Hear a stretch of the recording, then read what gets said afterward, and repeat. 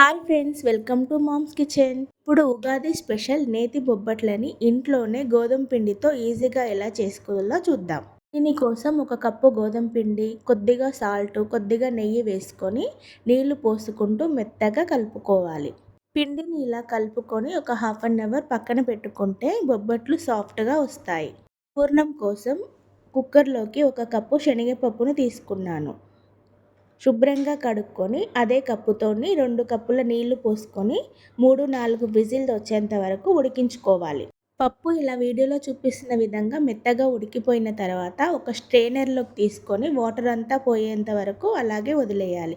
పప్పు కొద్దిగా చల్లగా అయ్యాక మిక్సర్ జార్లోకి తీసుకొని మెత్తని పేస్ట్లా చేసుకోవాలి. పప్పు ఒకేసారి నలగదు కాబట్టి కొద్ది కొద్దిగా వాటర్ యాడ్ చేసుకుంటూ కలుపుకుంటూ మెత్తని పేస్ట్లా చేసుకోవాలి. ఇప్పుడు స్టవ్ పైన ఒక ప్యాన్ పెట్టుకొని ఏ కప్పుతో అయితే పప్పు తీసుకున్నానో అదే కప్పుతో బెల్లం తురుమును వేసుకొని కరిగించుకోవాలి. బెల్లం ఎక్కువ తినేవారు ఇంకొంచెం యాడ్ చేసుకోవచ్చు. బెల్లం కరిగిపోయిన తర్వాత ముందుగా మిక్సీ పట్టుకున్న పప్పును కూడా వేసుకొని బాగా కలుపుకోవాలి. పప్పు మిశ్రమం అంతా దగ్గర పడి పూర్ణం తయారయ్యేంత వరకు కలుపుకుంటూ ఉండాలి.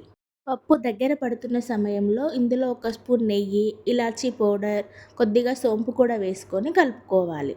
ఈ పప్పు మిశ్రమం చల్లారిన తర్వాత పూర్ణం ముద్దలు చుట్టుకోవాలి. ఇప్పుడు బొబ్బట్లు ఒత్తుకోవడానికి నేను ఇక్కడ పాలిథిన్ కవర్ తీసుకున్నాను. దానికి కొద్దిగా నెయ్యి అప్లై చేసుకొని ముందుగా కలిపి పెట్టుకున్న పిండిలో నుంచి ఇలా కొంచెం పిండి ముద్దను తీసుకొని కవర్ పైన వేసుకొని ఇలా కొద్దిగా స్ప్రెడ్ చేసుకోవాలి.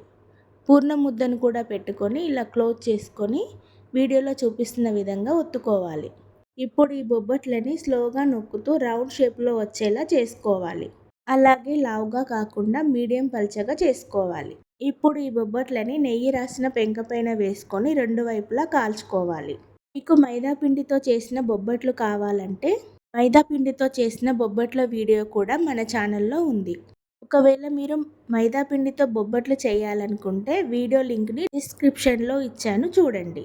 ఈ బొబ్బట్లని వేడివేడిగా తింటే చాలా రుచిగా ఉంటుంది. మీరు కూడా ఈ పండగకి బొబ్బట్లని ట్రై చేసి ఎలా వచ్చాయో కామెంట్ చేయండి. మరిన్ని రెసిపీస్ కోసం మామ్స్ కిచెన్ని సబ్స్క్రైబ్ చేసుకోండి. Thanks for watching.